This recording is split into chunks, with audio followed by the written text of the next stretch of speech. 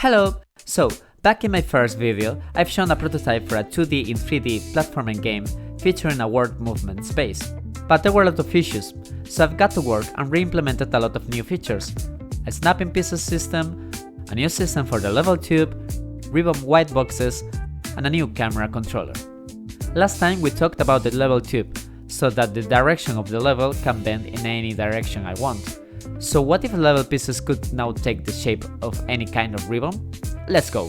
My name is Álvaro Pérez, and this is the fourth devblog of… well, it still doesn't have a name yet. So there was another big challenge in level authoring. In my previous prototype, one cool but very faulty section was the corkscrew spiral. Creating it in the previous system even took half of the total time. I needed to place every step manually, which was not fun, and it didn't even produce a great result. So I needed to generate these meshes manually. I am generating these meshes using a Bezier curve and an initial and final twist, which allows me not only to create corkscrews, but virtually any kind of ribbon shape. The system generates both the visual mesh and the collision shape. I create this segment by segment, given a specific segment density, which means the longer the ribbon, the more segments. And it's very parameterized. I can select different types of cross-section and its size, and I can even divide it in several portions, so I can create a corkscrew with holes.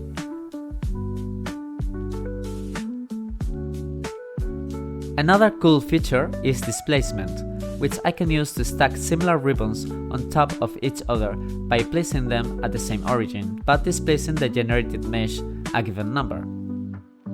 So if my character jumps 3 meters, I can displace different ribbons by 3 and 6, creating a warped platforming section, like this one.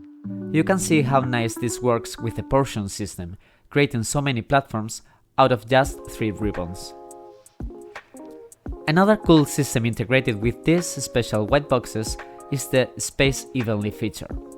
I can select some children of my ribbon whitebox and automatically place them along the curve with some parameters.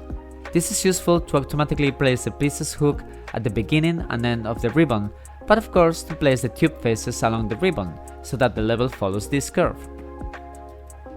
For this use case, I can even make it dynamically instantiate new tube faces according to a given density.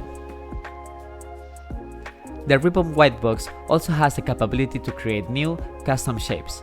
I've added this for creating collision shapes for the one-way feature. Same as with the regular whiteboxes, I can change them into one-way type. But I need a suitable shape to detect that you are under the one-way platform and change the collision mask of the character. First, I tried with several box shapes under the ribbon, but it was very difficult to get tight enough. And even then, there was some snapping when you exited the shape and the collision was reset. So I needed to generate a precise shape that sits right under the top face of the ribbon, extends a bit to the side near the caps of the mesh, etc. The downside of this is that for a shape to work correctly with Area 3D, it cannot be concave. So I needed to split it into convex shapes. And sadly, as soon as the shape twists, this generates one shape per segment, which in this case here is around 230 segments. However, since they all belong to the same Area 3D, it seems like Godot will handle this gracefully and not check every shape every time, but rather it might be taking the global Area 3D's AABB into account. I'm not 100% sure this is the case, but it seems it's not a performance issue, at least not for now. And the result is just perfect. You can really go through these platforms with no snapping or anything. And that's it. There's still a lot of limitations to this system, since you will need to be able to jump and the level curve needs to fit in there. Not any kind of ribbon is suitable for gameplay, but that's a very acceptable limitation. I don't think I want to add a very tight knot to the game. Maybe a loose one with just enough room to move around could be fun. The problem now is, having this kind of warped shapes can create awkward camera situations, like not being able to see the next platform or not seeing where you are going to land, so a lot of camera work needs to be done. We'll look into that in the next video. So thank you for watching.